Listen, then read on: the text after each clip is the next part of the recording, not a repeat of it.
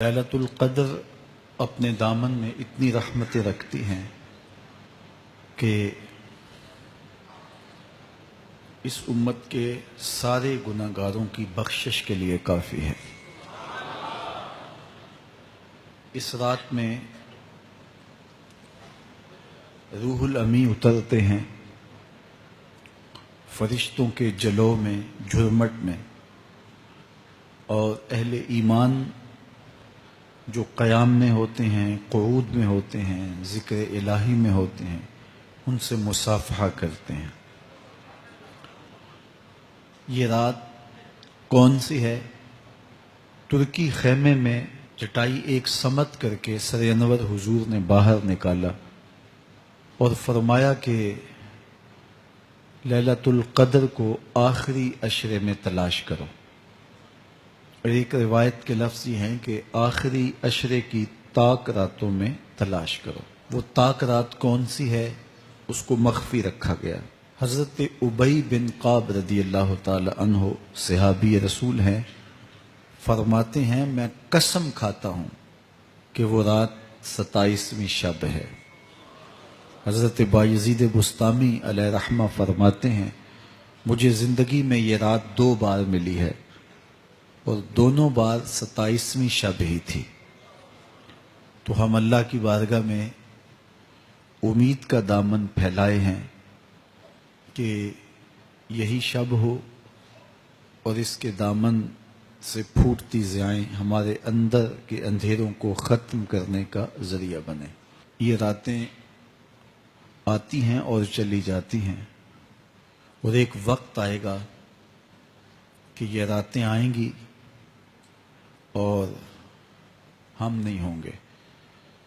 کتنے لوگ ایسے ہیں جو پچھلے سال تھے لیکن آج نہیں ہیں، ان سے گزشتہ سالوں میں تھے آج نہیں ہیں۔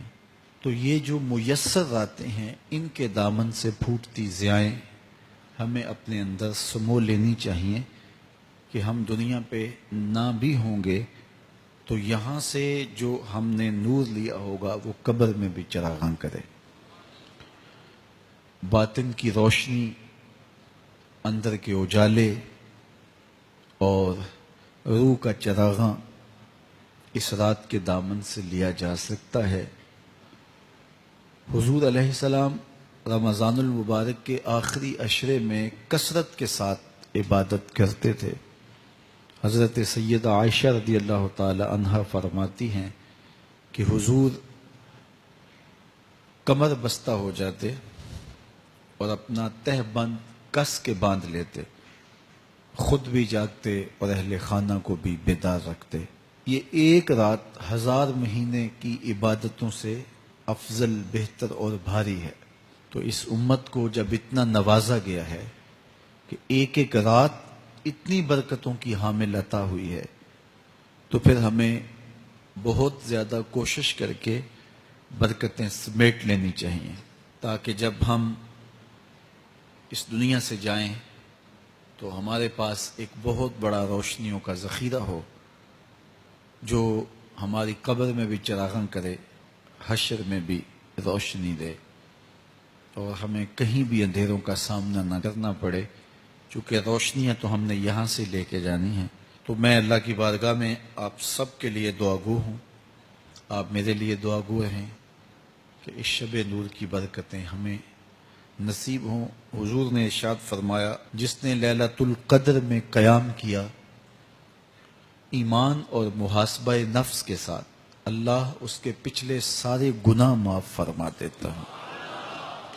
ام المومنین سیدہ عائشہ رضی اللہ تعالی عنہ فرماتی ہیں کہ میں نے عرض کی اے اللہ کے محبوب صلی اللہ علیہ وسلم، اگر میں لیلۃ القدر کو پا لوں تو مجھے پھر کیا دعا مانگنا چاہیے؟